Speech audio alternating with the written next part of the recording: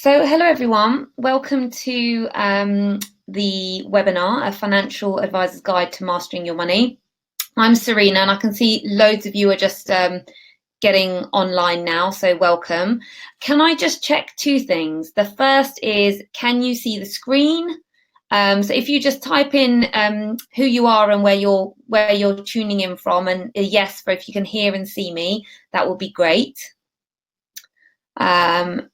There's a chat box on the top right. Hi Yusra, hi Sion, hi Rohit. Yep, you can hear. Hi Anitha, GP in London, hello. I wonder whereabouts is everybody? Charlotte says she can't see anything yet. Charlotte, can you see now? Vidya, can you hear something now? A series saying, is everyone keen on hearing about how to manage money? Yes, I am definitely too. Hi David, hi Edwina. Hi everyone. Wow, I think a lot of people you tuned in just before I logged on. Hi Vinit. Oh, we've got GP trainees on here as well. That's really nice. Hi Zainab. Hi Penelope. Amish. Right, great. So we've got lots of people tuning in. I'm really interested always to know. Oh, hi Philip from London. Hi Charlotte. Oh, you're a newly qualified GP from Glasgow. Hello. Sam Shampers from Worcestershire. Iman's from Southeast London. Hello, Tamara. Hi, GP in London. Hi, Stefan. Locum from Dorset. Sion's an imposter, a medical trainee in Derby, but I'm locuming through my PhD. Well, hello, Sion. Welcome, welcome. Vidya from Hertfordshire. Great, lovely. So we're just going to give everyone one minute or so to log on, because I imagine everyone's having their dinner or putting the kids to bed and then thinking, oh my God, I've got to log on to this webinar. So yeah, okay. Hi Kenechi from London. Hi Samira. Oh, Samira, you managed to get on. Well done. We had loads of back and forth emails. I'm glad you managed to get on as well. So hi everyone. Hi Natasha. GP in Southeast London. Welcome. So I think, Phil, are you ready? Shall we start? Should we make I am, yes. Yep. Right, so I will make a start now. So just for those of you that are new to our webinars, I'm Serena. I'm a GP. I'm a portfolio GP. I work as a locum and I do lots of other things. This is really my CV, I guess you could say. The main thing I do is I am co-founder of My Locum Manager, which is a really popular software to help portfolio and locum GPs. Now, it doesn't just do all the fancy administration stuff like, schedule and invoice and pension and all the rest of it. We do a lot more, and these webinars are part of that whole thing as well. So often people say, oh, it's like a complete toolkit, and they really love it, which is great. So it allows you as a GP or a portfolio GP to have seamless administration. So if you're working direct for practice and doing some agency work on top, you can put it all on one system and track everything, all your income coming in, who's paid you, who hasn't, any IR35 things, you can tick them off. What's new for the people who've signed up for a free trial or are existing members is the global practice database. And because I've got so many of you on here today, I'm just going to share a little bit about that before we start off on the webinar. It's very easy, user friendly, and we have inbuilt time and money saving tools. I think what I most like about MLM though is all the additional stuff. So kind of all of, I'll go back and talk about that, but all this stuff which you get with your subscription, which is all the functionality, which is a huge time and money saver, but also these monthly webinars, lots of clinical support through our partnerships with people like Red Whale. We've got a really handy locum essentials guide, which covers the sepsis guidance, managing emergencies, and I can send all our members a link for that. Accountant savings. Also, we help like support against burnout. We have a discount for Headspace and medical equipment discounts, and access to people like Phil, actually, who's going to be joining us today to give you some really good advice on managing your money. Oh, I hope Julie's managed to get on. So one thing I wanted to very quickly share with you guys is For those of you who have been using MLM for a long time, you'll notice a couple of new things. One is this one, view requests, and one is this. So you can now connect with any practice in the UK and they can send you sessions direct to your MLM calendar. So you can see here, they've sent me some sessions and I can clearly see that I'm free on those days. So all I do is I click on those buttons and essentially it will come up with this, and I can book the work or respond and say, well, I can do these other dates. And if you go to this tab here, you can start inputting practices in your area or near your child's school or nursery or wherever you want to work, and start connecting with those practices. So it should hopefully streamline everything, as well as allowing completely electronic pension forms and electronically signing pension form A. So making it really environmentally friendly, because it's then totally paperless as well. So I hope you'll benefit from that, and we'll be sharing more videos about that in the future. So on to the webinar. So making the most of tonight. So we always, with our webinars, do a live Q&A. If you just post the questions in the chat, normally what I do is at the end, I'll speak to Phil and we'll talk about all the questions that have come through. If I get lots of questions on a particular slide that he's got, then I'll ask him for you there and then. We're recording the webinar and sending you a recording, but also the record prompt is there for you to jot down any useful things that you hear. You can actually use this information and use it as CPD points for your appraisal. And advice is, Phil's going to leave his details after, and do contact him for more comprehensive advice. A bit about kind of today's agenda.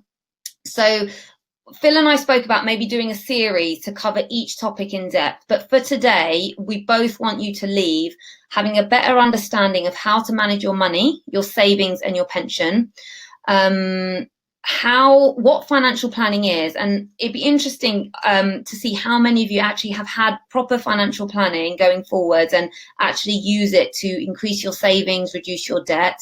But Phil's going to share, he's been a financial advisor for many, many years, and he's met a lot of GPs, and there's not a lot that shocks him actually about the way we work and the way we don't manage our money. And he's got a lot of advice and tips to share. He shared one with me about mortgages, which he's going to talk to you about, which is actually, because I'm renegotiating my mortgage at the moment, and it's saved me a huge amount of money, and he'll share that with you.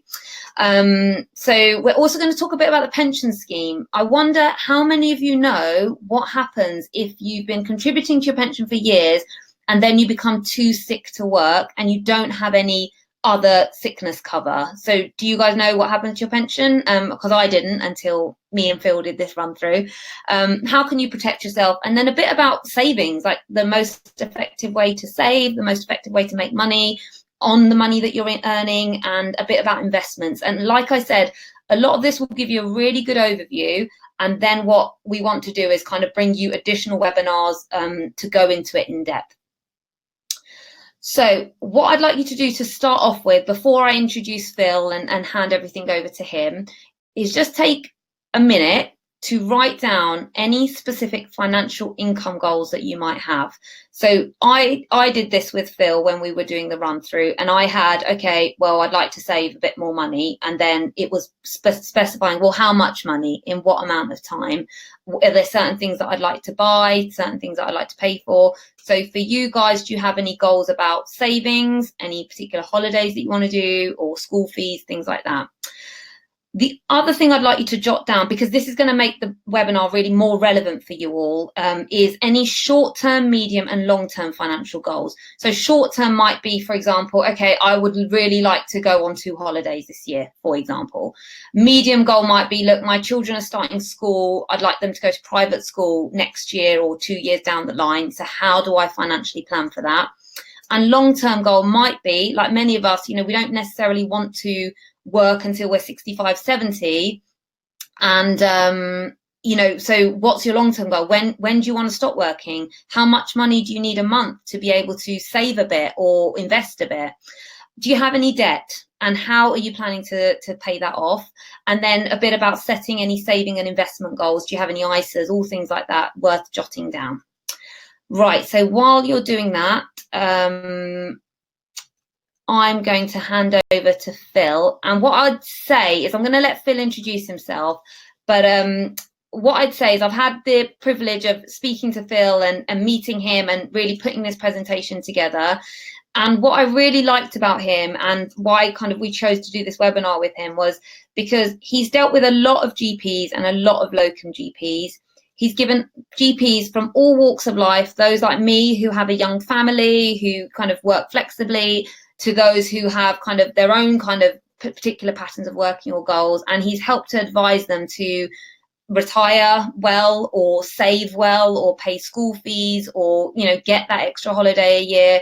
And I really like the fact that he's so experienced with the medical profession that he's really able to offer some really good tips, and I really hope that they help you today. So without further ado, Phil, I'd like to hand over to you for you to introduce yourself and take it away. Great stuff. Thanks, Serena. Really appreciate that. Great introduction. Just to give you a background, I work for Chase de Vere Medical, and I've been working with medics for over 15 years, but advising probably closer to 30 years. And what I love working with medics is because every single one of you, your circumstances are so different. And it really makes a difference to me. A bit about my background as well. I deal with children on a regular basis. I do football coaching. I'm a level 1 football coach. And I've got to say, sometimes on a Saturday morning, coaching those individuals is probably less of a challenge than advising many doctors about their finances. But just to give you a bit of background initially of where I am and who I work for, just so give you a bit of sort of credibility. Chase de Vere Medical as an organisation are the only BMA approved independent financial advisor, and they've been working with the BMA since 2005. And we do provide specialist personal advice, which means that we specialise with medics, so GP locums, GPs, hospital doctors, and all our advisors have to go through training courses. They're tested. I put together much of the technical material they have to learn, and we won't put them in front of a medic until they pass their qualifications. As an organisation as well, we're owned by Swiss Life, who are one of Europe's leading financial organisations. So we have lots of financial strength behind us. But the most important thing is that we provide independent financial advice.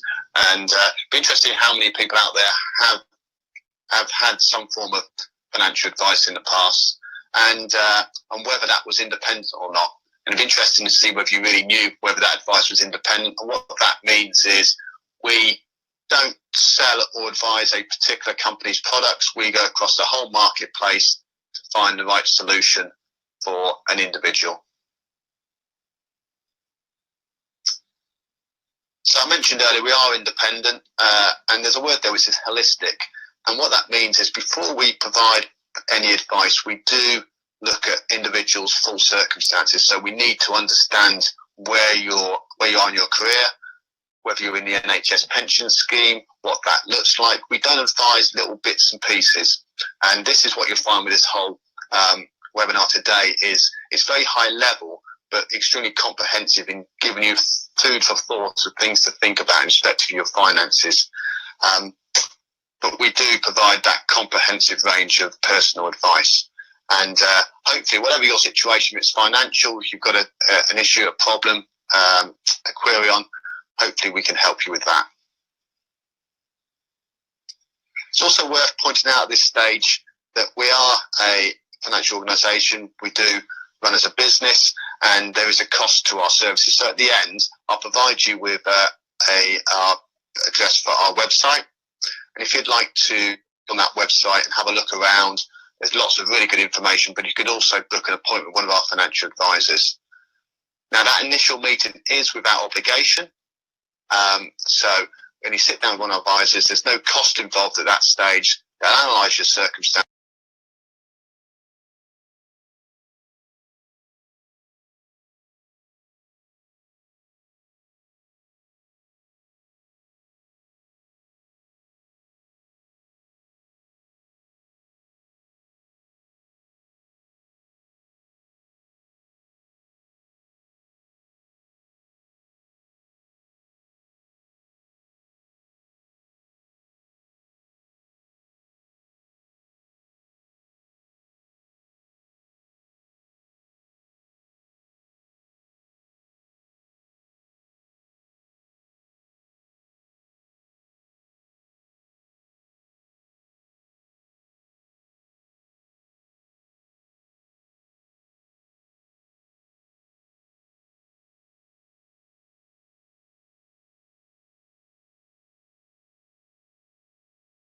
respond straight away.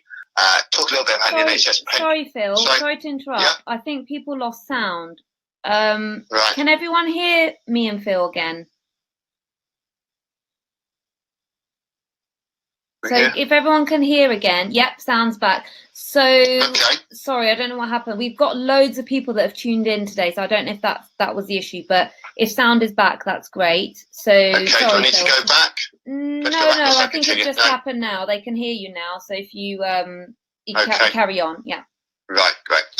Okay, so one question which is coming up on a regular basis with the clients I'm talking to at the moment is the NHS pension now real value for money? Should I be opting out of the pension scheme? And I'm going to go through that, what the NHS pension offers, and again, just really what you're losing out more than anything else by opting out of the pension scheme. I'm going to go through a section about protecting yourself.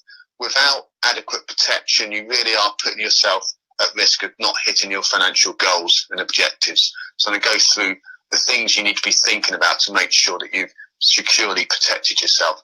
And then it's all about building your future security through savings and investments. But you should only really be doing that once you've got the basics right in respect to protecting yourself.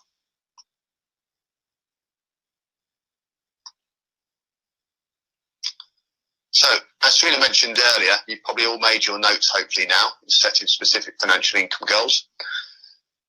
You've probably set some short, medium and long-term goals. Hopefully you've thought about how do you manage debt. Many people have mortgages, and are you aware how much you're paying towards that mortgage? Are you aware when it's paid off? Are you on a deal? When does that deal end? All these things which sometimes we overlook because we're all running busy lives, but it can save you so much money by being top of your debt management. And then we can talk about setting savings investment goals, and you'll see what things to consider depending on what that goal is and the length of time, going back to point 2, whether it's medium, long-term or short-term goal. And I should probably say, sorry to interrupt, is that we've created this presentation with the aim of, by the time you get to the end of it, you should have some clear tips on how you're going to reduce your expenditure, how you can reduce your mortgage, which is one of the things I genuinely learned from Phil the other day, and I've managed to add that into my negotiation. How you're going to save money, so year on year, rather than just working the number of hours you're working for the same amount of debt and same amount of tax, you'll actually be building wealth and a good amount of savings. So hopefully by the end of it, you should have those clear tips, and use Phil to all your advantage. So post lots of questions that you need to, and we'll fire them at him at the end. Okay, sorry, Phil, carry on. No, absolutely, Serena. Feel free to, mention things as we go along, because it's good to sort of get a feel for where we are. The tips bit, this is really high level, but hopefully you'll pick up a couple of real gems here. The top bit said get the right advice. Well, it sounds obvious, but there are lots of organisations out there providing advice. I mentioned earlier about independent financial advice is important, in my opinion, because you're getting the best of both worlds. You're making sure that you're not getting advice from just one provider. They've got a limited suite of solutions. But also speak to a specialist, and a specialist is someone that really understands the NHS pension scheme, understands locums, understands your work patterns, because without really understanding that, they can't advise you on your full finances. I'm going to keep going on about this because I'm very passionate about making sure that your family is sufficiently protected for the unexpected. And that means that just put yourself in the worst case scenario. Sometimes it's not a nice thing to do. If you weren't there, how would your family cope financially? What would their situation be? And that is a really, really important thing to think about. Set income, savings, investment goals. So your income may be flexible, but you probably need a certain amount of income to fulfill your current lifestyle. Maybe you want a bit more income, but if you have more income, how are you going to use that in order to make your future more secure? Reviewing your finances. We all get tied up again in busy lives, and we sometimes get our bank statements and bits and pieces through the post. Do we really open them and look closely at what our bills are? What's going out of our account on a monthly basis? What are our direct debits? That goes down to the next point. Household and mortgage bills, what are they? How much are we paying? Are we paying too much for our internet connections? Are we paying too much for our mobile phones? Our insurance? Do we just renew it each year? these things that can save you, start saving you the odd pence, and it's the odd pound. Before you know it, you can save yourself hundreds of pounds. I think the other thing to say, sorry Phil to interrupt, is one thing you and I were talking about during the run through, which is, so as a locum GP who's self-employed, parts of this can be expensed. So your internet, printer costs, printer cartridges, phone, when you pay for an upgrade, proportions of that can actually be expensed to reduce your tax bill, because you're using those things for your locum business essentially. So it's worth making sure you do that as you go along. That's one of the things that my locum manager, you just add it to the expense section and take a picture of your receipts and it's done. But however you do it, just do it regularly, because you can just reduce your outgoings simply just by being a bit more tax efficient with what you're expensing. If you go online on the HMRC website, on their list the types of items that you can expense, and there's a few surprises on there, so it's worth having a look there. But make sure you're getting real value for money by making sure you're putting the right expenses down. Yeah, absolutely. And actually, you've just reminded me, I'm going to share a link for the resources page, because we've got a list of all the tax deductible expenses you can claim as a locum, which is worth looking at as well. And I'll put a link for the HMRC out while you're talking. Superb, excellent. Okay, next one, paying off loans and credit cards. So we've mentioned mortgages. Mortgages is obviously a loan. Have you planned when you're actually going to pay that off? Loans can be expensive. Make sure you're doing plenty of research when you're looking to have a loan. Don't just go down to your local bank. And with credit cards in the vast majority of occasions really are the most expensive way of borrowing. So if you have credit card debts, think of other ways that you can move that money off those credit cards, at least move it to 0% balance for 6 months along those sort of lines. But if you have got large credit card bills, there are different ways of managing that debt that's a lot cheaper. By setting a savings goal and using the right savings method, it makes sure that you can achieve that particular goal. It's nothing worse than pointing to save an element of money for a particular need, whether it be a holiday, whether it be children's education, and then you suddenly get to that date and you haven't saved enough up. So it's important to understand which method you're using, whether it's cash or whether it's an investment, which we'll talk about later. But use the right type of investment or savings method for that particular goal. And we're going to talk later about investing in savings. So things like pension investments, property portfolios. Think, again, what is the objective? If you need to get hold of money quickly in the future, you're probably not best investing in property, because property can take time to release any capital from. So, you've got to think about that. It can take sometimes months. I know people are taking years to try and release cash from property. So the NHS pension. I'm not going to go through the ins and outs of NHS pension. I think that was covered on a previous webinar. We may do one of these later, but just a couple of pointers really that I want to pick up at this stage. And the first one is, because it seems to be flavour of the month, about opting out of the NHS pension scheme. Lots of senior doctors and even junior doctors are now opting out of the pension scheme, believing it's not value for money. So I'm going to just tell you a few things that you need to be aware of before you make this decision. But if you are concerned and you think, is the NHS pension right for me, please do get advice, financial advice, someone who knows about the scheme before taking any action. And can I just say one thing, which I think a few members emailed me about, which was when they first started locuming, they found certain accountants who said, just set up a limited company, you'll only pay 20% tax, yes, you forgo the pension, but it's so much better for the tax benefits. And then I put them in touch with one of our kind of associated accountants, who are all medical specialists, all certified with asthma.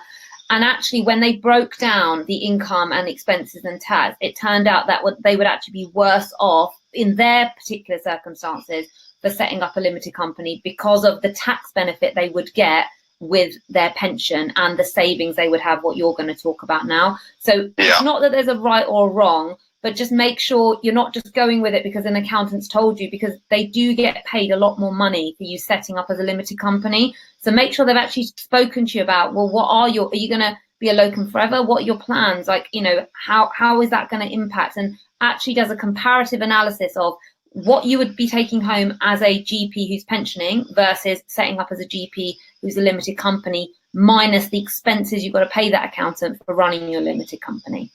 Absolutely. And we certainly only recommend medical accountants. We do find a lot of locums who, you know, initially, certainly their earnings aren't huge. They think, oh, you know, I'm just going to go with a local accountant.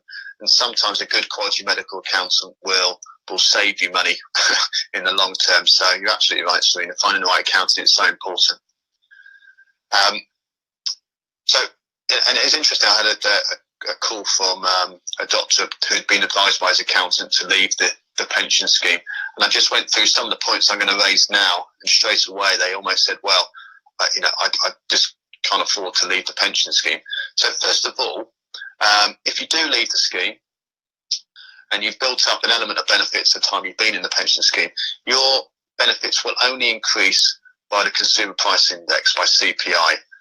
And while you're an active member within the pension scheme, so you're contributing it, you get something called dynamisation. And that means that you get an extra 1.5% growth on your pension each year. Doesn't sound much, but when your fund starts to grow in size and you're looking at, you know, hundreds of £1,000s worth of fund value, then 1.5% is significant. That really does make a difference.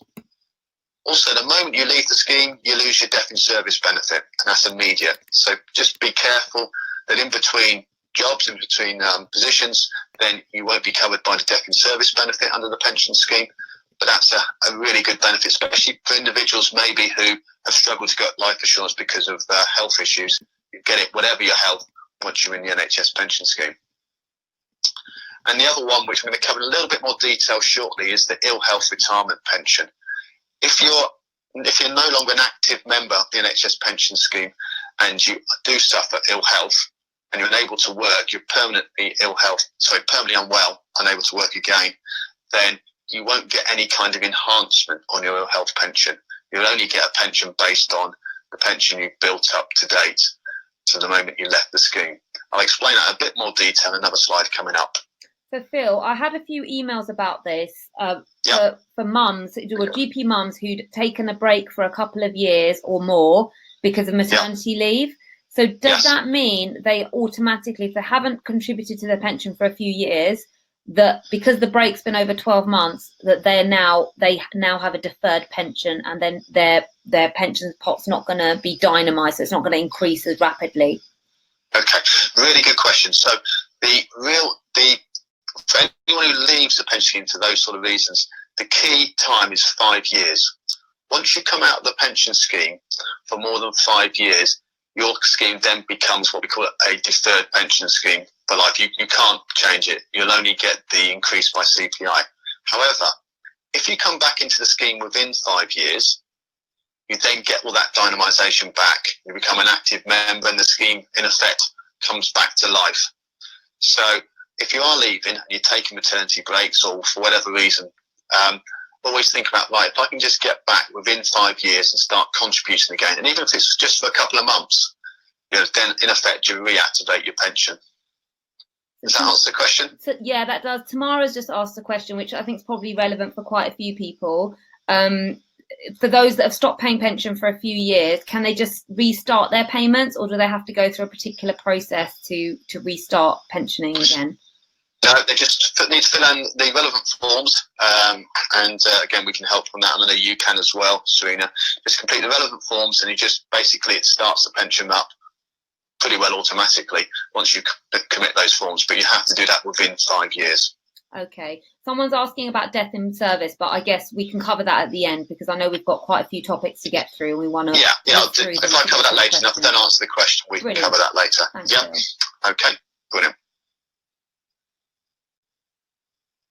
And this is a fantastic slide when you think about the NHS pension and value for money.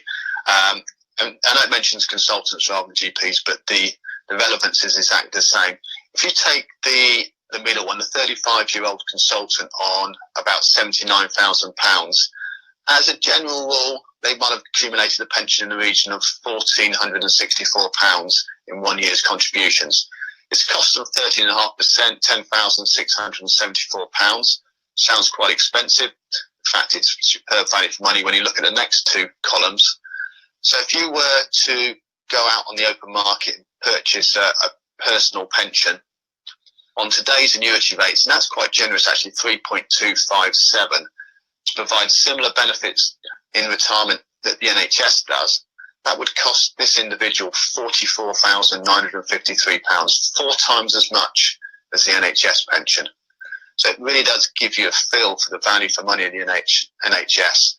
And we're certainly, when we've sort of compared benefits with individuals, quite often the doctors who thought, I'm going to opt out, have sort of changed their mind when they see this sort of slide. So Phil, are you saying then, those that have messaged about private pensions, that when you say personal pension costs to match the benefits, are you saying that that would be for a private pension, you'd have to pay that? So say, for example, if you look at the consultant, you contribute, the NHS contribution in the year is £10,674. Yes. And you're saying that in order to get the same amount, you'd actually have to contribute £44,000 in a private pension. Correct. To get the same return. Yeah. Okay. So for those of you, I guess, who are running a limited company and are thinking, okay, well, what do I do now? It may be worth. I know a lot of members on previous webinars they run a limited company, but they also do some work as a sole trader. So they keep contributing to the pension pot for part of it, and then they do some work through a limited company. So that way you get a bit of best of both worlds if you're earning quite a high amount of money. So that's something worth talking to you about, I guess, at the end of the webinar. But it's absolutely. And again, this is where you need to get good advice, because an advisor who doesn't really understand the NHS pension will say, limited company, let's go down the personal pension route, and that might not be the most cost-effective route. What I would say, personal pensions are very flexible, much more flexible than the NHS pension. So there is a place for them, and certainly you don't rule them out. For the right individual, they can be a better option. But what I'm saying is, for value for money, if you're looking for straightforward retirement income, the NHS pension is almost unbeatable. Okay, that's good. That's good to know. We've had lots of pension questions. Don't worry, guys. We're gonna do a Q&A at the end, so we'll definitely pull that slide back up. But we've got lots of tips to cover, so we want to make sure we have the time to cover it. Okay. So I'm going to run through a few slides, and this is really around what happens if you become sick. And this is, from my point of view, I'm very passionate about individuals making sure they protect the basics, which is a lot of people forget about that, and they think about building wealth and savings, but we need to get this side of things right first. So it's one of the NHS. So if you are a member of the NHS pension scheme, and if you, as a GP trainee, I think Serena mentioned there's a few on here today, the hospital doctors, they get sick pay if they're off sick. So if they've worked there for 5 years plus, they'll get 6 months full pay, 6 months half pay. But as a GP locum, if you're sick, there's not any sick pay whatsoever. You don't get anything at all. So you need to think about as an individual working as a GP locum is, I need to make sure that if I'm unable to work due to sickness, I have some form of income coming in. Now, the first thing is, I mentioned earlier, the ill health retirement pension. So as a member of the NHS pension scheme, there is an ill health retirement pension, and it's set up on what they call Tier 1 and Tier 2. Or I call it the basic one, which is Tier 1, or the enhanced basis, which is Tier 2. And without getting into too much detail, the first thing is, in order to claim any ill health retirement pension from the NHS, you must have a condition which is of a permanent nature, and as a minimum will mean that you cannot undertake your current duties as a doctor. That will allow you to draw an ill health retirement pension. So if you were 40 years old, you might have been contributing to the pension scheme for 15 years. You'll have 15 years worth of pension. You'll be able to draw that as an income for the rest of your life, but that's only going to be based on 15 years worth of pension. The Tier 2 is really geared at individuals that are more sick. So this has to be unable to undertake any regular employment at all. So these individuals just are unable to work in any kind of occupation going forward. And what they will get is an enhanced pension. So in that previous example, they'll get the benefit of their 15 years they've worked to date, the 40-year-old, but they'll also get an enhancement based on the future service that they've been unable to fulfil due to their sickness. And enhancement depends which pension scheme you're in. It is a bit of a complicated calculation for some individuals, but it will enhance that pension. But it's still not going to be anywhere near the levels of a retirement income for someone that's worked a full career. So you need to be aware of that. So the ill health retirement pension is there, but you've got to be sick and you've got to be permanently sick, so unable to return to work. So Phil, are you saying if we're contributing to the NHS pension and we become too sick to work, we can actually access that pension? You can, yes, but you need to go through quite a rigorous examination. But it is possible, but as long as you pass the examinations and the NHS feel that you're unfit to work going forward. Okay, so I guess in some way, by contributing to your pension, you're getting some kind of added not just the tax kind of tax savings and the added interest, etc., for when you retire, but you are getting some element of protection if you became sick. You could have some kind of income coming in to help you pay certain parts. Of your livelihood. Okay, I didn't actually know that. Well, I did after Phil told me when we ran through it the other day, but I didn't know that before then. Yeah. Well, I will talk about a little bit later about how to protect yourself, but it can sometimes take 1, 2, 3, 4. I've even got one client at the moment, they're in their 5th year of trying to claim ill health retirement, but for the last 5 years they've had limited income coming in during that period because they've been unwell. But it's taken them 5 years to get it sorted out. So it's not an easy benefit to claim, but it is a benefit all the same. So that's the NHS if you're sick. What about if you were to pass away, die? So within the NHS pension scheme, at the bottom of that slide, the one that most people are aware of, you do get a lump sum, which is 2 times your earnings. So that's a lump sum payable, but you have to be an active member of the pension scheme. So you get dependent benefits, which mean that if you're married, have a registered civil partner or a non-legal partner, they'll also get a pension for life as well. The pension for life that they get is based on the tier 2 ill health retirement pension, actually. So there's an enhancement as well for your spouse, and also children who are classed as dependent up to the age of 23 will also get paid an income. So those benefits are repayable to everyone who's a member of the NHS pension scheme. There's no sort of qualifying criteria for that.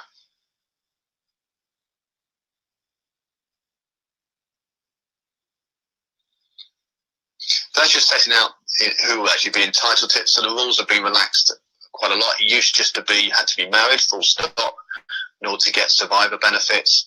But now registered civil partners, non-legal partners even, can get survivor benefits. So, it's been relaxed, which is a good thing in today's world.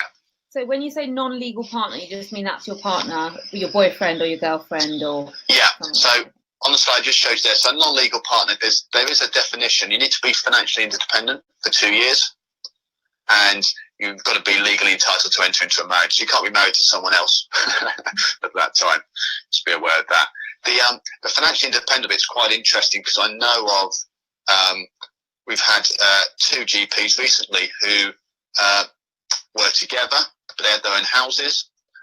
They had children from a previous relationship. They were both divorced, but because they had their own bank accounts, they considered themselves to be partners, but they weren't financially independent on each other.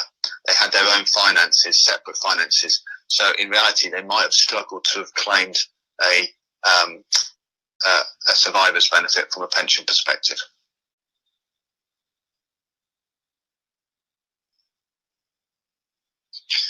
So that's what the NHS offer. What can you do to protect yourself and your family?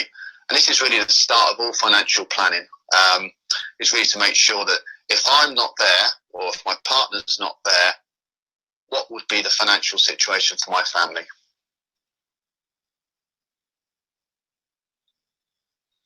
So So the first thing is to make sure you have protected yourself, protected your income.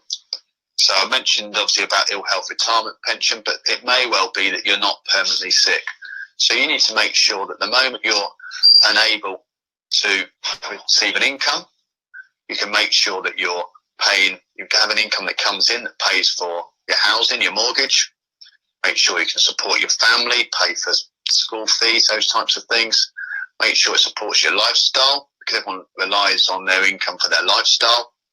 And also your future plans and aspirations, because once you're sick, you're no longer saving for retirement. You're no longer saving for your child's university costs.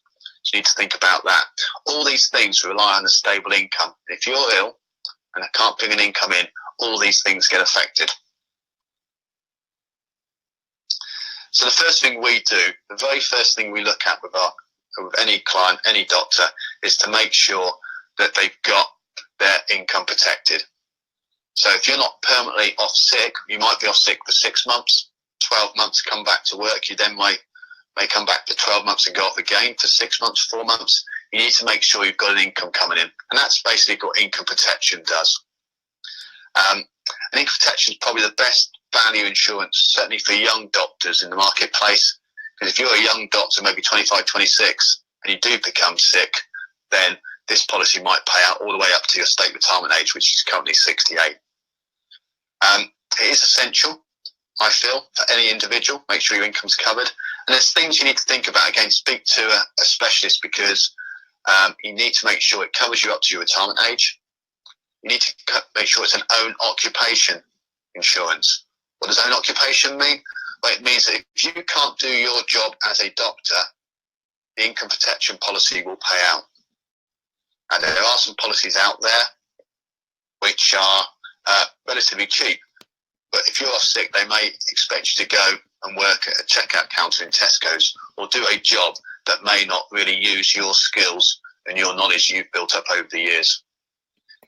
The other thing you do is make sure that you cover your policy for inflation. If it's paying out for 20 years or more, then you've got to make sure that is index linked, is keeping up with inflation, because £30,000 worth of cover now won't be £30,000 worth of cover in 20 years' time.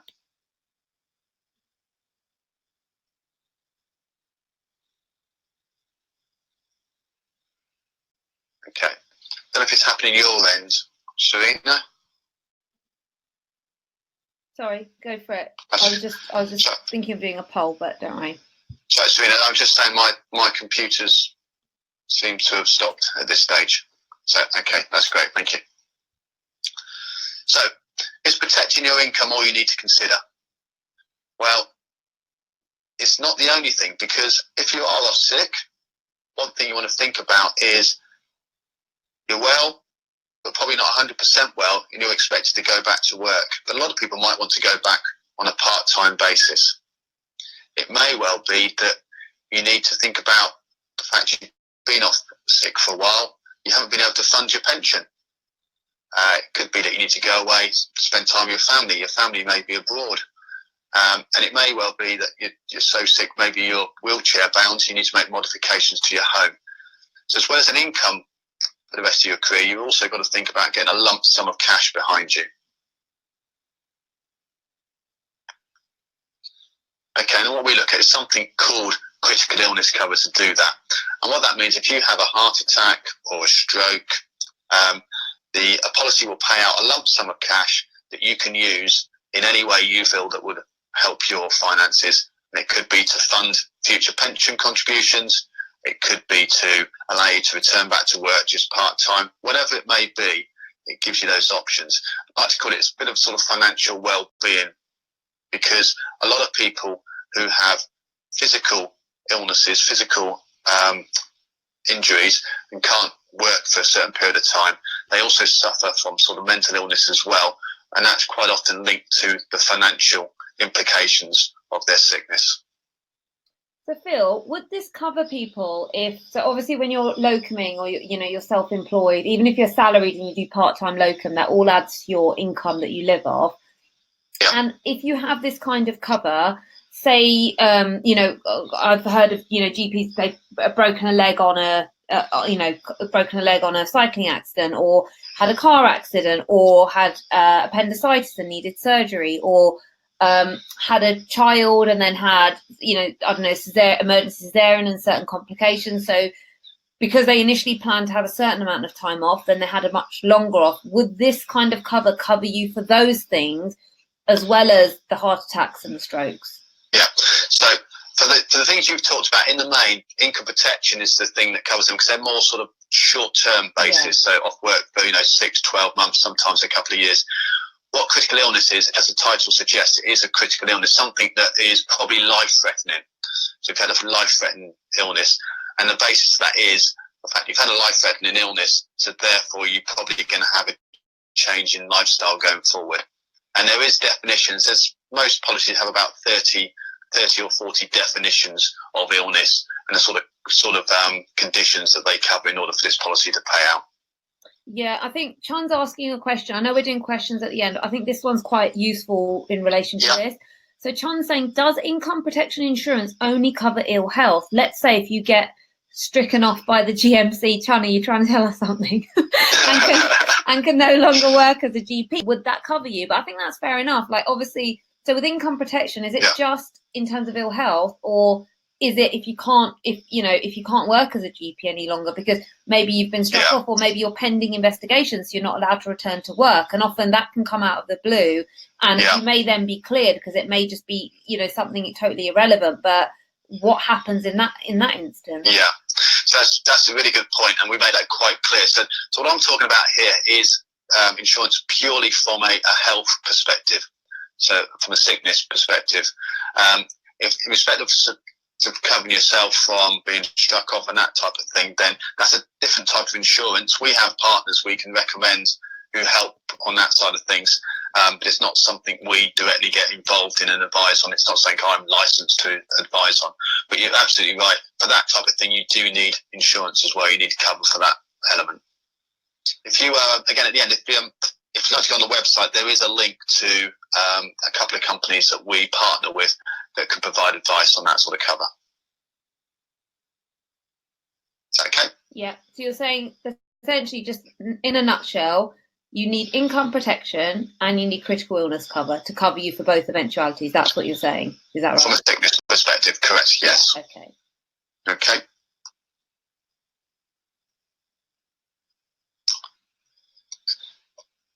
Okay, so in respect of sort of life assurance, I've sort of touched on this already. The first thing is, if nothing else, if things are tight, and at the end of the day, these things all cost, and we fully understand that, and you've got to make sure that you can afford any insurance that you're paying. Sometimes you can't afford not to pay the insurance, but make sure your mortgage is covered. Make sure your mortgage is covered for life assurance and critical illness is the most important thing. And make sure that any life cover that you have is calculated accurately. So we mentioned earlier, Serena said, make a list of things. Think about, and this is really important, imagine you're not around, how would my dependents cope? How would my partner cope? How would my children cope? What level of income would they need if I wasn't around? So we'd help you calculate that. And what we'd do also is make sure we take account of the NHS pension scheme and the benefits that provides if you're a member. If you're not a member, then we'd talk about whether it's worth joining in order to benefit from those insurances. But the primary objective is maintain the dependent standard of living if anything happens to you.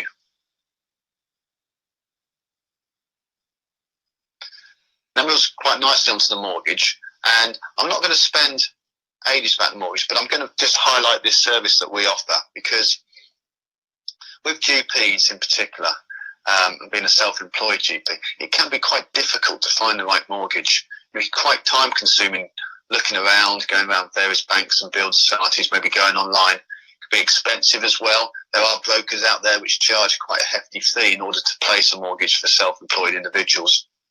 But who we work with, and I'd certainly recommend, is a company called London and Country Mortgages. It's a free service, and they're whole of market, so they are independent. They'll search the whole market for you. It's all on the phone, all online. They work 7 days a week, believe it or not, And the great thing about them is that they have specialists. They have GP specialists. They have people there who only deal with medics or only deal with GPs. So they pretty well know what the best deal in the marketplace is for someone in your occupation. And they take you through the whole process. It really is a painless process that they take people through. And I've got to say, all I've had is really positive responses in respect to this service. If it's something you're interested in, again, if you click on our link at the end or look at our website at the end, then there's a link through to London and Country on our website.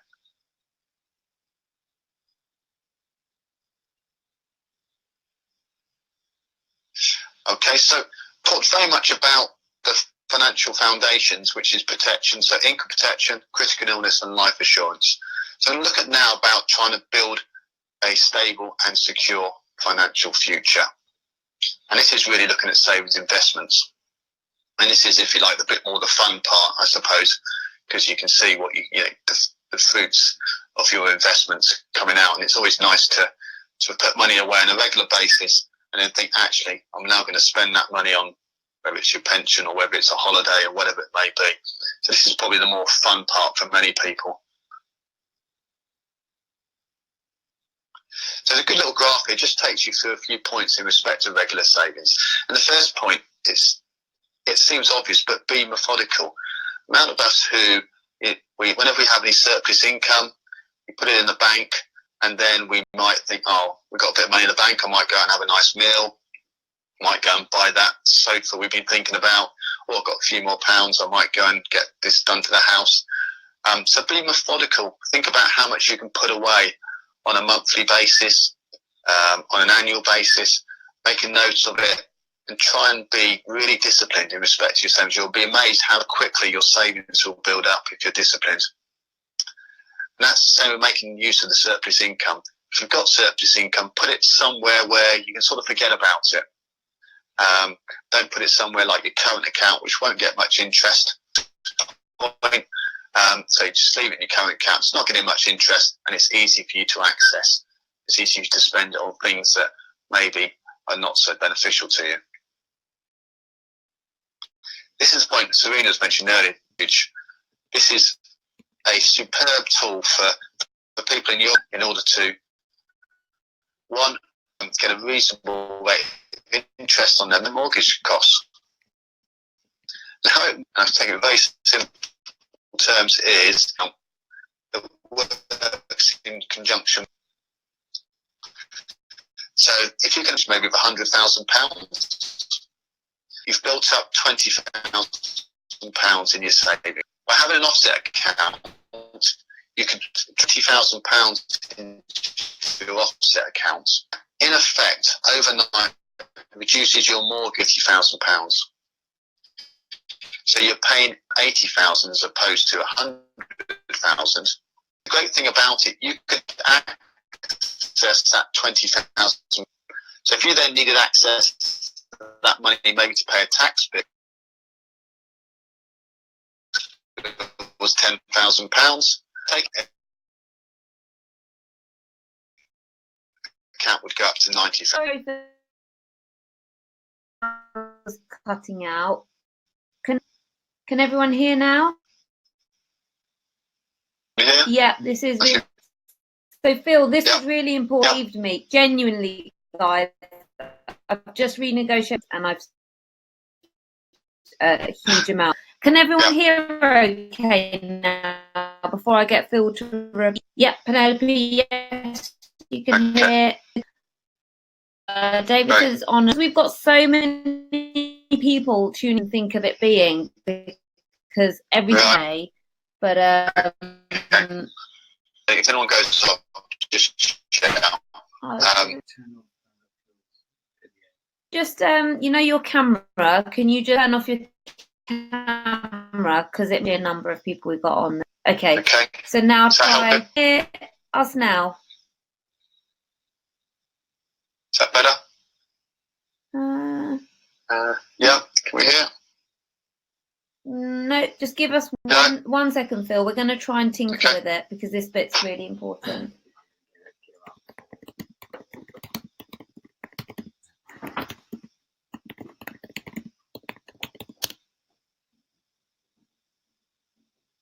Okay, I think everyone can hear. So this is a really important point we're going to talk about, because it has genuinely saved me a big chunk of my monthly mortgage payments. Let me just okay, if you everyone seems to hear it now, so go for it, Phil. Okay, so I'll just explain about the offset again, probably just in case I lost some people earlier. So in respect of an offset mortgage, you have a mortgage, say your mortgage was £100,000, and alongside that you have a bank account. And the bank account works in conjunction with the mortgage. And for example, if you have £20,000 in that bank account, it'd have the effect of bringing your mortgage balance down to £80,000. So you're only paying interest on £80,000 rather than £100,000. And if your mortgage interest rate, say, is 4%, you'll be saving 4% on the £20,000. It can be a significant saving. And the other real advantage is you can access that offset account at any time as well. So if you need to pay a tax bill, you could access that offset account, and say your tax bill was £10,000, it would just have the effect of your offset account being set at £10,000, and your mortgage would increase slightly up to £90,000. So it's a great way of saving. Yeah, I'd probably say for most of you that have mortgages, my action point would be, all those of you like Farah, you mentioned about, you're worried about a tax bill, etc., or you want to be as tax efficient as possible. If you own a property, or, just review whether or not you can get this offset account with your mortgage, and then just dump your money in there to reduce your interest, as Phil said, and then just use it to pay your tax bill. It's just a very clever and very easy system, which I had no idea about, to be honest with you. And as I mentioned earlier, Serena, as well, the London and Country, if they would ask a questionnaire, and if you mention I'm interested in offset accounts, again, they would be able to source you the most efficient offset account on that basis. Other things to think about: cash reserve. Make sure you've always got enough cash to get hold of. Now, it sounds fairly obvious. We usually look around, everyone's circumstance is slightly different, but you think about having approximately 3 months worth of net pay available in a bank account that you can access straight away. Some people it may be 6 months, but I would suggest 3 months is probably the minimum most people should have access to. That's just in case there's a bad storm, your roof blows off, you need to get access to cash to pay for repairs and that type of thing. So that's one of the most important things to think about. You have got access to some form of cash. You don't have to include investments. Then the last 2 points are really about making sure that once you're in position, you've got your offset accounts, and it's time to put money away, putting the money away in the most tax efficient method. So ISAs are the most obvious ones, individual savings accounts. You've got 2 options there in the main. You've got ones which are cash, which pay very little interest, but it's tax free. Or you've got stocks and shares ISAs, a bit more risky, maybe more for the long term, but again, they're tax free. So making use of your tax free allowances, and you can invest up to £20,000 a year within an ISA. So, sorry to interrupt, Phil. Just a couple of questions relevant to this slide. A lot of people are asking, what's currently the best ISA out there, and how do you find out? And what a bit. So obviously you've got the standard ISAs, which you put your money in, and then you've got investment ISAs, which are managed like portfolio, kind of fund managed. Could you just give us a little bit, very high level, because we can do this. I'm conscious of time, but sure. So at this moment in time, we're going to tell you today what exactly the best cash ISA is. They change almost daily, but you can go online to any comparison site and say Money Supermarket and compare cash ISAs. And they're very simple, really, to compare. The reason that the interest rate may be different is because you can have instant access ones where the interest rate is very low, or you could have ones for 1 year, 2 year, 3 years, and maybe 5 years. And those interest rates are higher, but I'd question if you want to be tying money up in cash for 5 years unless you're really low risk. So I'd recommend that for cash. From an investment perspective, it really does depend on the level of risk you're prepared to take. We'll talk a little bit about that in the slide that's just about to come up. But investment ISAs, you need to think about costs. There are a lot of costs involved, but I would say with investment ISAs, the cheapest aren't always the best. Try and look for one that really gives you value for money. Does that sort of answer the question, Serena, do you think? Does, yeah. Okay. The next thing you just mentioned about unit trusts and open-ended investment companies, they're similar to investment ISAs without the tax bracket. So once you've used up the maximum you can from a tax perspective in an ISA, you may want to look at other investments. Okay, so take-home points for this, guys, before we move on, because we're going to wrap up soon and get into the questions, is be methodical. So look at how much money do you need to earn a month so that you can save a bit, invest a bit, pay off your mortgage a bit, pay for your life insurance and sickness cover and things, and have some expenditure, and also save for tax. Look at definitely considering an offset mortgage, see when your mortgage is up for renewal, and see if your current mortgage actually comes with an offset mortgage, so you can put the money that you're going to put for your tax bill into that account until you need to pay your tax bill. Look at ISAs, online ISAs, investment ISAs. You can book in a chat with Phil or one of his colleagues after this to talk a bit more about how you could structure that. Just those basic things themselves will help you start saving and getting kind of financially a bit more abundant. That's a great summary. Thanks, Serena. Just on this slide, just really sets out things to think about. So we mentioned tax efficiency, so ISAs are usually the best place to look at first. But think about pensions as well. I've mentioned obviously about the NHS pension, but you may have partners who don't have the luxury of the NHS pension. So it could well be that pensions for them is a good way of investing. Pensions are the most tax efficient savings vehicle in the marketplace. The only thing about them is the restrictions and the fact you can't access them until the age of 55. But they are more tax efficient even than ISAs. The next two is around asset allocation, balance, and it says understanding risk and diversification. I'll put those together really, because this is really talking about not putting your eggs in any one basket. So don't think about, if you're investing and you're thinking about doing a stocks and shares ISA, I suggest you maybe don't want to be putting all your money in India or all your money in China. You might want to think about diversification, think about different areas to invest in, but also think about putting money in cash elements, putting money in property potentially, which we'll talk about in a second. But it's understanding what risk you're taking with your investment. And an advisor, a good quality financial advisor, will be able to tell you through your own particular risk strategy and make sure your investment meets that risk. So that if you can afford to lose all your money, you can take high risk. I don't think anyone can really afford to lose all their money. But if you can't afford to lose any of your money, then you'd be low risk. You need to make sure you pick out the right investments for that risk so you're comfortable. And that point 4 is so important. Regular reviews. How many people do I see on a regular basis say, do you have investments? And they'll say yes. I'll say, what are they? And they haven't got a clue. They haven't looked at them for years. And we then look at them in more detail, and they don't actually match their objectives, their risk profile. They're very expensive. Some of the funds may be. It's you need to review them on a regular basis to make sure they're still meeting your objectives.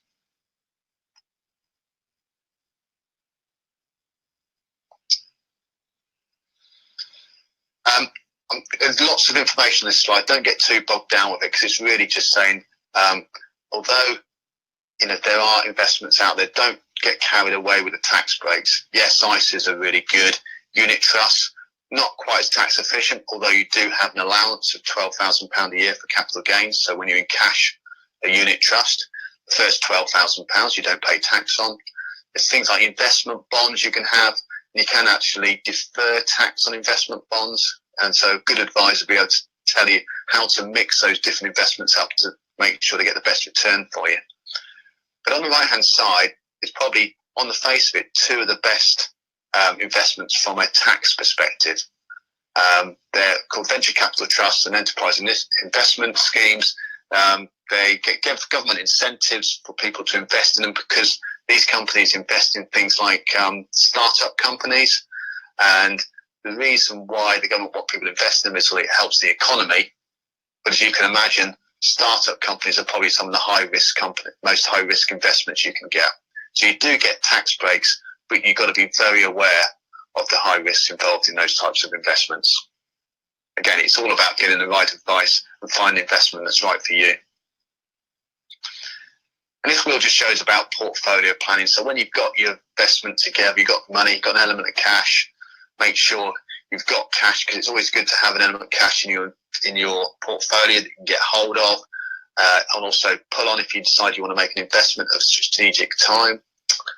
There's something they're called government gilts, corporate bonds, very low interest rates, but also very low risk. So government will lend money to financial institutions at a very low, so at an interest rate, but they're considered to be the most low risk investment you can have. But it's obviously a very important part of any good portfolio to give them that bit of security. Another bottom there, you've got shares and equities, which we talked about. So getting, shares, BT, various companies' shares within a portfolio, but you can buy those within groups of companies as well.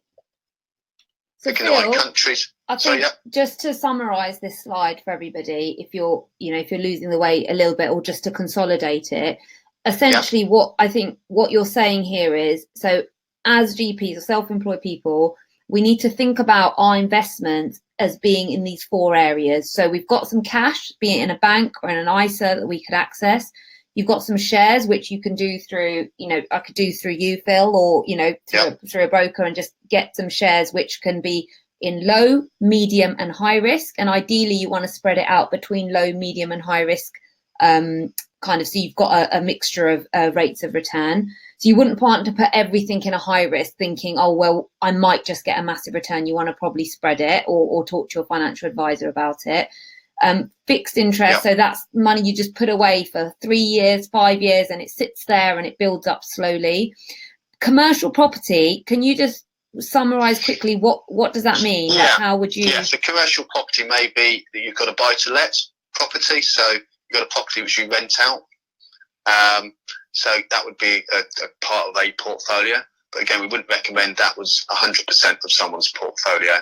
And what I would just add to what you've just said, Serena, is all those 4 points can in fact be put in one investment. So you could have an investment manager that could manage all those things in one single investment. And all that investment then would meet that individual's risk profile as well. Yeah. So you wouldn't have to do it individually if you wanted. You could do it through one investment manager, and they could just spread it out. Spread your risk. Spread your risk. Yeah. Yeah. Okay. Great. So that's just showing the effect of cash. I won't spend ages on this. I've always said about the fact that cash at the moment isn't producing great returns, but it's interesting if you're around, as I was back in the 90s. Bank base rates are up around about sort of 17% at one time. So if you think about interest rates at the moment, less than 1%. Back then, we were looking at 17%. So although it's low interest rates at the moment, just be aware those can change in the future. And this graph just shows you the correlation between equity and property. I'm going to touch on property in a second, Serena, but it just shows that the red orangey line just shows the value of equities over sort of the long term. The blue line shows the value of properties. You can see property's probably not got such many peaks and troughs, but it has got some troughs. It does go down in value as well. But over the long term, in the main, historically, equities have outweighed property. And it links in quite nicely to this slide, which I just want to spend just a minute on because I'm conscious of time. But a lot of my clients have got buy-to-lets, especially as they've sort of moved through their career and they've got maybe their first flat they bought, they've ended up renting it out. They take an income from it, which is great to an extent, but they need to be aware now of the problems with property investment. And as long as you're happy with the issues I'm going to talk about in a second, then it can be a good investment. But things like you need to be aware of, legal fees, agency fees, the cost of maintenance. If the property's empty for a while, you're not getting an income from it. There's no tenant in there. Stamp duty now is next to 3 percentage points stamp duty for commercial properties. And rental income is taxable income as well. So you need to get that can push you up over a certain tax band. So they can have implications there. Capital gains tax is paid when you sell a property as well. But if you've only got property investments, what you can find is you have a lack of diversification, which can mean that it can be quite difficult to get a return just on property in itself, especially if you're trying to sell properties. They're quite difficult. There's a lot of issues with property investment, but it does make a good part of a large portfolio.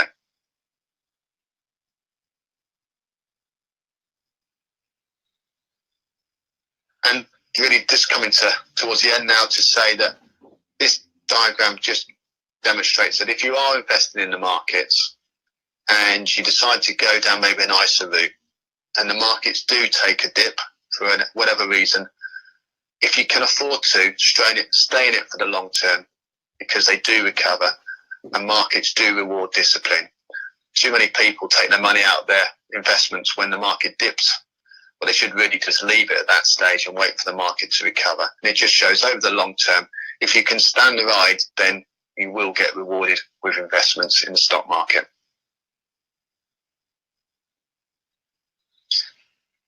But when you're making your investment, just make sure you choose the right concept of risk. So if you really want to take masses of risk, go directly into the market, buy individual shares, and that's probably the highest risk you can take. If you really are cautious, then cash obviously is the way to go. But for most portfolios, we'd be constructing for GPs. We'd probably look somewhere in the middle. Bit of cautious funds, a little bit of sort of balanced managed funds, few sort of equity funds. UK is usually a good place to invest, but not all your eggs in that place. And then you've got some specialist funds, things like ethical funds, trying to think of the word there. So ethical funds at the moment are particularly popular and they're doing extremely well. But again, they'll be considered as a specialist funds. You'd have to check the risk profile fits with what you're looking at there. Great. So that just tells you there, that's Chase de Vere Medical's website. Any questions you've got following this sort of presentation, we'll also have some questions now through Serena, but please do visit that website. If you want to speak to one of our advisors face to face, there's a link there and you can request an appointment. Apart from that, there's loads of great information on there for medics and GPs. So feel free to visit that website. Serena. Thanks, Phil. So we've got loads of questions. Phil, I know you're missing Love Island. I'm really sorry, but this is really important. This is really important. So we've got lots of good questions. I'm going to try and put them together so that they're as useful as possible. So Esri, and actually a couple of people have mentioned the same thing, including Elizabeth as well.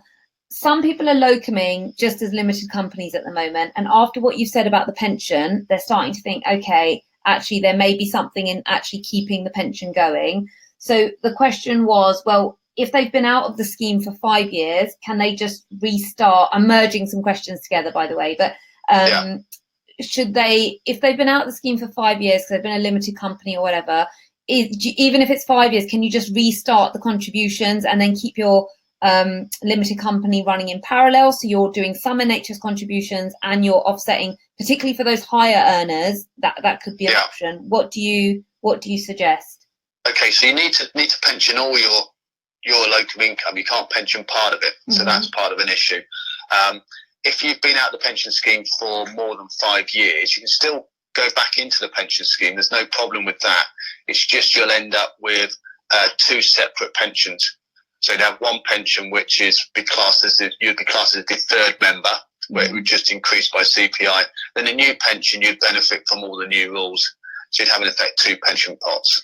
But you just need to probably get advice to make sure that if you have a limited company that you are pensioning your income correctly, because there are certain rules associated with making sure you pension all your locum income. Yeah, and if you guys need a good accountant, just email me and I'll put you in touch with some really reputable ones that can help you with that decision. Some people are saying, well, what if they're a limited company? Should they just think about a private pension? Is that still going to give them what they need in terms of the benefits? Yeah, so it's worth thinking about. Certainly, as I mentioned earlier, it's the most tax efficient investment you can make, pensions. The only thing I'd put on there is make sure you weigh up the benefit of a private pension with a limited company with the NHS pension. Because what you might find by doing some with sort of very basic sort of calculations and asking some basic questions, you can establish which is the best route for you to go for. A simple question, for example, an individual might say, well, to tell you the truth, I'm more interested in having a lump sum when I'm 60 as opposed to an income. The NHS pension will provide you with an income, but with a private pension, you can take your private pension as a lump sum. So they have more flexibility with that arrangement. Okay. But the overall benefits of the NHS usually outweigh a private pension. Okay, and that brings me on to my next question. So Abdullah asked this, but so did a few other people. What if we retire early, let's say 40? Abdullah, tell us, how are you going to retire at 40? Please share that secret. I think we all want to know. But if you retire at 40, can they access the pension that they've paid into? Okay, so that's a nice simple answer. No. So that's the thing with pensions, that they are very tax efficient but not very flexible. So the NHS pension, you can access it any age from 55 onwards. Okay. But Abdullah, by the sounds of it, I assume he's less than 40 because he's looking to retire at 40. As a youngster, most of his pension is going to be in the 2015 section. So his retirement age will be age 68 currently, which is state pension age for himself. So it means that if he did take his pension at 55, which is the earliest he can take it, it's still going to have a hefty penalty. It's going to have a penalty of 13 years. So, to take it that early, probably I would suggest, value for money wise, you might be struggling. So someone like that who wants to take their pension early or retire at 40, for example, they might want to look at other options rather than the pension scheme, things like ISAs, for example. Okay, and then that brings me on to Saeed's question, and Beth asked the same question about added years. So they're saying, can you, should they get added years is it worth paying that to retire early? Okay, so I'm trying to get too common. Added years, you can't buy new added years now. They stopped in 2008. Okay. So added years were part of the 2008 scheme. But there is something called additional pension. So you can buy up to, within the 2015 scheme, buy up to £6,500 worth of additional income. What that doesn't really do, it doesn't really help with retiring early. It's more about boosting your income at the retirement date.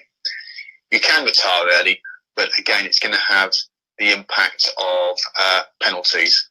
What I would suggest for anyone who's looking to retire early is to think about things like ISAs on the side, draw their ISA early, and then try to defer taking their pension as late as possible so the penalties aren't so great.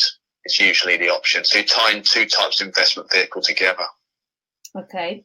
And then just moving on to the next questions, this comes on to mortgages. So I think a lot of people benefited from that discussion about kind of getting the additional savings account linked with the, what did you call it again, Phil? The offset account. Offset account, yeah. So Elizabeth's saying about mortgages that as a locum, she's just starting as a locum, needing a lot of mortgage brokers were saying, no, you need at least 2 years of accounts or an underwriter to have the mortgage approved.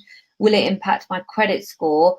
I was going to suggest actually speaking to London and Country or Scottish Widows who have a lot of experience with dealing with doctors and mortgages and speaking to them, and then seeing how you can negotiate a mortgage. Because I was in a very similar position when I started locuming. We were looking to move house, and we managed to navigate it by just getting the right broker. Yeah, so that's a really good point.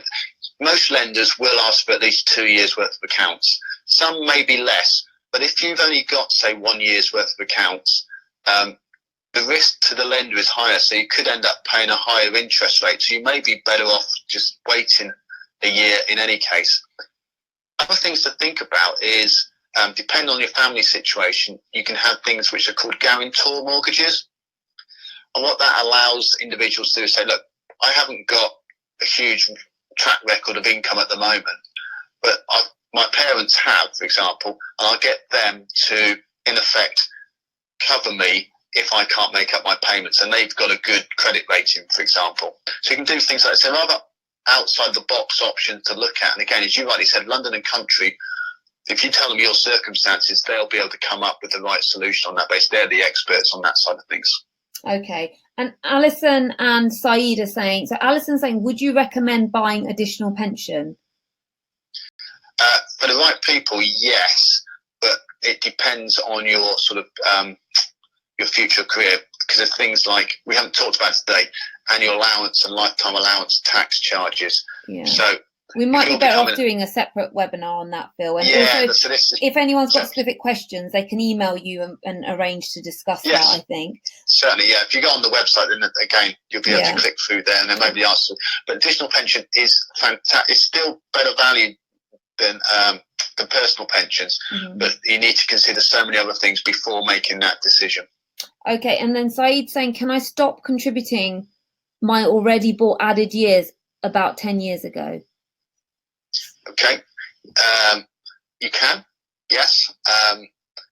Again, I get advice in respect to whether that's the right option. The only reason I would suggest anyone stops with added years would be due to financial hardship, or if they've got pension tax issues. If you've got pension tax issues, then there is an argument that we have advised a few people to stop with added years. Added years is fantastic value for money. It's better than additional pension. It is really good value for money, but there are certain circumstances when it does make sense to stop them. Okay, and then about death in service, it's saying, are there caveats regarding payouts? No, if you pass away, it will pay. The only real issue is where the money is going to go to. So nomination forms are quite important. So if you're not married, I would suggest you go onto the NHS Pensions Scheme's website and download it's called a nomination form, and you fill in the nomination form, send it off to NHS Pensions, and all that means is in the event of your death, that 2 times your death in service is paid almost immediately to the person you've decided wants that money. Okay, and then Tamara's saying, how do I restart my pension? Tamara, if you're using My Locum Manager, it will do all the forms for you, and then if you're in England, you send them to Capita. Otherwise, just download the Locum Survival Guide on the resources section, and it goes through, if you're in outside of England, how to do your pension in quite a comprehensive way. So last few questions, because I'm just conscious of time. Where is Philip? Where's your question? Why can't you pension only part of your locum income? What will happen if you have been? Okay, it's just regarding the rules. To be honest, the consequence I'm not too sure at this moment in time, if I'm honest. But the rules state that you have to pension all or none of your locum income. Again, if you go via our site, I'll be able to get up some information for you. I'm trying to think. And if you email it to me, I can email it out to the attendees when we send out the recording. Okay, fantastic. Yeah, remind me, I'll make a note of that. I can do that. Yeah. Yeah. And Summon is saying, what if the practice does not pay you pension? Will you still have to pension the income? No. So say again. If the practice doesn't pay you pension, some practices will say, this is the rate, and they won't pay. Well, actually, they're obliged to pay pension on top. But if you've got an agreement with the practice that they just pay you a set fee, and then the question is, then do you still have to pension the income even though you haven't had an employer contribution on top? Okay, if you haven't had the employer's contribution on top, then you don't have to pay into the pension. If you've received that employer's contribution, you must use that towards the pension or refund the employer's contribution. So Philip, actually, I think I understand what you're saying. So as locums, so we might work in certain ways. So sometimes you're working for a practice and the practice is paying into your pension, and then you must then pension that income and pay your contribution.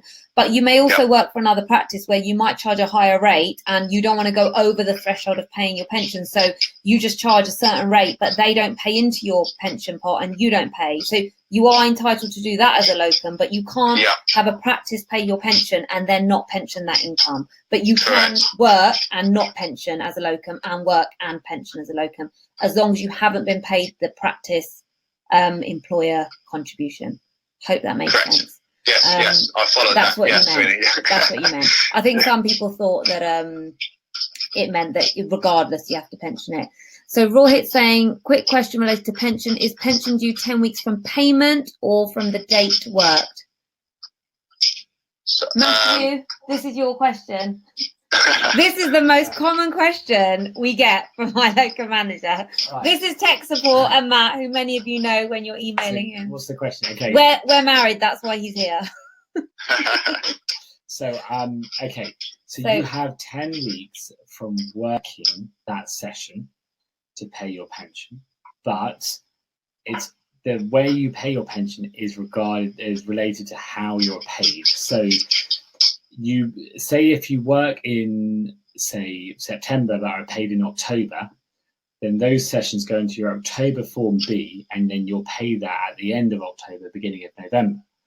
So the one time you get into a slight issue is, say, if you work beginning of September, invoice at the end of September with all your September stuff, then get paid quite late in October, and then you've got to really get that, and then you're kind of already at 8 weeks, so you've got to get that money in.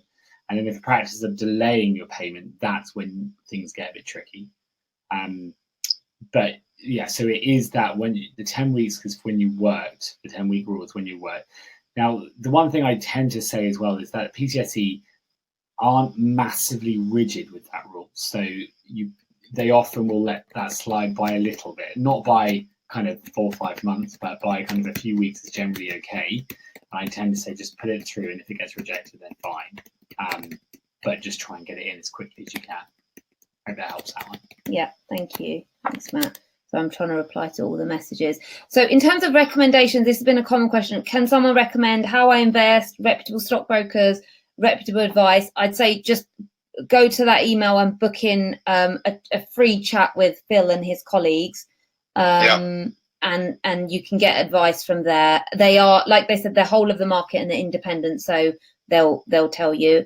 There was a couple more questions here that I just wanted to summarize as our last questions because I thought they were quite useful. Okay. So a lot of people are asking about pension annualization rules. Just download the survival guide. It covers a section on annualization, and we did a webinar which covered annualization in detail, which was with NHS pensions. So it was from the horse's mouth. So you can access that, and you can access that on YouTube, I think, can't you? And maybe you can put the link up, Matt, for them for the annualization webinar. Matt's just going to put the link up for you. And then there was a really good question here. Where is it? Gosh, there's so many here.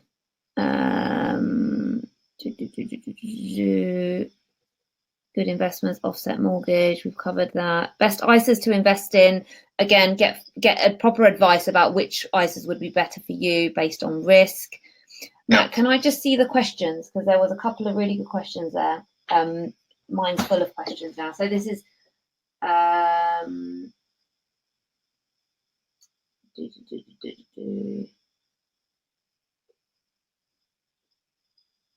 okay, there was a question here. I can't find it now. It was about savings for tax and putting it into basically what's the best way if you're putting money aside for tax. Where can you put it so it can accrue good savings, so then you can use it for your tax bill, but it's kind of built up, some interest, but you can access it. Right. Because it's relatively short-term money, one option is if you have a mortgage, I mentioned about the offset account. That is a fantastic idea for that. Other than that, you're really just looking for as high a rate interest as you can on a current account. You're not going to be investing that money anyway because you're going to need it within a relatively short period of time, and the risk would be too high. So my first thing would be, if you have a mortgage offset account, otherwise it's finding as high a rate of current account interest as you can get. Again, we can help you from that, or you can go onto any comparison website and they'll be able to give you details on that day what the best interest rate is. Okay, and last question from Sion. Can you please ask about the 5-year rule? If I take 3 years off to work to look after children, go back into the pension scheme, then take another 3 years off again, will my pension become deferred even though I've not taken off 5 years consecutively? No, it's the 5 years consecutively. So the moment you come back, you break that, you can come back for 1 month, 2 months, and you have another 5 years in effect. So even you come back for 1 month, you're resetting the clock in effect. Okay, and Esri, you need your total reward statement to get is what PCSE is talking about. So just You can get that online. There's more details in the locum survival guide, which is on the resources section, the link that I put up. Great. Thanks, Phil. I really hope, guys, that was useful. I think the main take-home points are: look at an offset mortgage, plan your finances, how much money you actually need a month and how much you can put aside. Book in a financial advisor. If it's free to get the advice, why not? And plan your finances and plan your financial goals. What I'd really love is if you found it useful and there's certain topics that you want further advice on, just email me. I'm putting my email address here and I will organize more webinars. So this webinar came off the back of lots of you messaging me to say, Serena, we really need help with this, or can you sort it out? And so I sorted it out. So message me and let me know. If you're a member of MLM, I'm going to be sending you a review link for how it helps you. So please fill that in. I'd be so grateful. And remember, everyone, you refer to MLM, you get 3 months. So don't forget to claim those and keep sharing. And just send me what other stuff will help you save money and work better and be better. And I will sort it out. And I really hope, Phil, you've been a superstar today. Thanks so much. Thank you very much. Really enjoyed it. We'll sort something out again soon. And you can catch up with Love Island on iPlayer or something, Phil. Don't worry. Don't be upset, all right? All right. Good night, everyone. Send me all your suggestions and I will see you next month. For next month's webinars already in the diary. You will be sent a link out, usually about a week or two before, because they get booked up quickly. And you've been fabulous as usual. Thank you. Thanks, Serena. Good night. Good night.